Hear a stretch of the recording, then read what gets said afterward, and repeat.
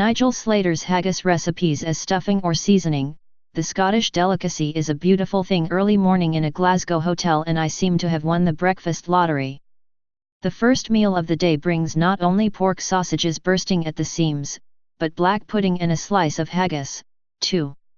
There is much to like about haggis: the coarse, friable texture and generous seasoning, its happy partnership with mashed root vegetables, and the intelligence of a recipe that makes something from nothing. A haggis is a thing of beauty, too, especially after roasting, when the bulging parcel, the girth of an ostrich's egg, is taken from the oven, singing quietly to itself, glistening from a regular basting with butter. The haggis shows the economical cook at their most inventive. The least attractive parts of an animal, I mean, have you ever actually seen sheep's lungs, made into something so delicious that its arrival at the table is celebrated with a fanfare of bagpipes? I can't imagine anyone makes their own at home. Mince the liver, heart, and lungs of a sheep, mix with oats and seasoning, then stuff it into a washed and soaked sheep's stomach. Sew up and simmer. Precise recipes, handed down through generations, are closely guarded, and the subject is the scene of good-natured rivalry. The seasoning thyme, cloves, mace, and a king's ransom of pepper is what makes this awful fest worth eating. And, like any sausage, the ratio of non-meat additions is crucial. In this case, oatmeal is what gives the filling its light and crumbly texture. You either love it or you don't. Perhaps Scotland's culinary jewel would get more admirers if we thought of it as a rather grand breakfast banger. As Rabbie Burns says, "Great chieftain o' the Puddin' race." The haggis is the king of sausages. This week is the haggis's moment of glory.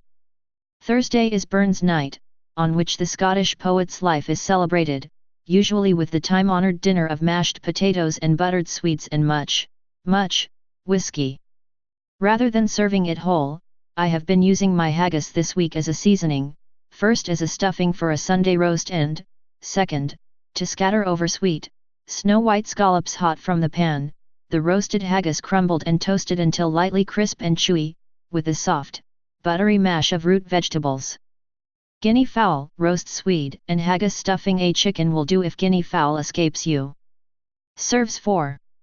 Onion 1, olive oil 4 tablespoons, sage leaves 3, haggis 450 grams, swede 400 grams, potatoes 400 grams, thyme sprigs 10, a guinea fowl, or chicken, butter 30 grams, peel and roughly chop the onion. Warm half the olive oil in a shallow pan, stir in the onion and finely chopped sage and fry until soft and golden. Set the oven at 200 C/gas mark 6. Peel the swede and the potatoes, then slice each thinly, each disc no thicker than a pound coin. Put the vegetables in a roasting tin, add the remaining olive oil, the leaves from most of the thyme sprigs and a grinding of salt and pepper. Toss the swede and potatoes gently together, making sure they are coated with the oil and seasonings. Take the haggis, split the outer casing and spoon the filling into the softened onions, then stuff into the guinea fowl, packing it loosely into the body cavity. Place the guinea fowl on the sliced vegetables and rub the skin with butter, then season with the salt and pepper and the remaining thyme.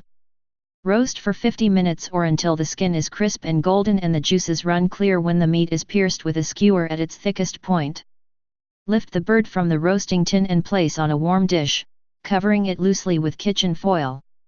Return the vegetables to the oven to lightly crisp for a few minutes before serving.